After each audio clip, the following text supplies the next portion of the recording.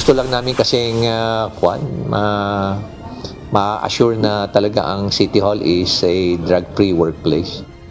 Hindi inasa ng nasa mahigit sa 300 empleyado ng Baguio City Hall na sasailalim sila sa sorpresang drug test pagpasok sa munisipyo ngayong araw. Ayon kay Nathaniel Pascua, bagamat nagulat sila sa biglang pagsusuri, mabuti na rin ito para sa kanila.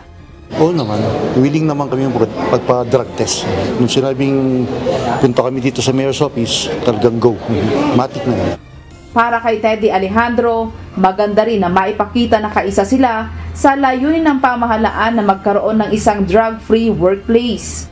For the sake of ng mga empleyado, kailangan din naman natin talaga na surrender yung sarili natin bilang isang empleyado ng government ng Baguio. I'm willing din naman na magpa-drug test. At alam ko sa sarili ko na I'm not using drugs. Ipinag-utos ni Mayor Benjamin Magalong ang pagsasailalim sa urine drug test ng mga empleyado ngayong araw. Hindi lamang mga regular na empleyado kundi maging ang mga contract of service employees ay inobligang magpasuri.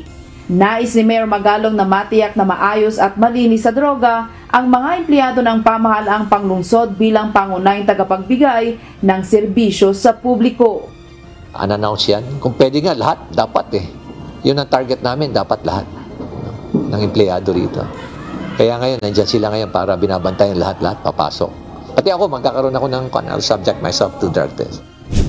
Binigyang din ni Mayor Magalong na dapat maging magandang ehemplo sa mga mamamayan ng lungsod ang mga empleyado ng City Hall dahil sila ang pangunahing tagapaglingkod bayan.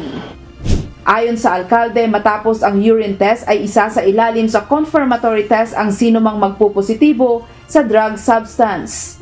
Ayon sa Republic Act No. 9165 o the Comprehensive Dangerous Drugs Act of 2002, ang isang opisyal o empleyado ng pamahalaan na mapatutunayang gumagamit ng ilegal na droga ay mahaharap sa kasong grave misconduct at otomatikong matatanggal sa serbisyo. This is very important kasi una-una, it establishes the moral ascendancy of public servants na tayo ay drug-free based on the regulation of the Dangerous Drugs Board, particularly on Dangerous Drugs Board Regulation 13, Series of 2018, which mandates the establishment of a drug-free workplace policy. Grace Dr. Lero, UNTV News and Rescue, Diyos ang aming sandigan, serbisyo publiko ang aming pinahahalagahan.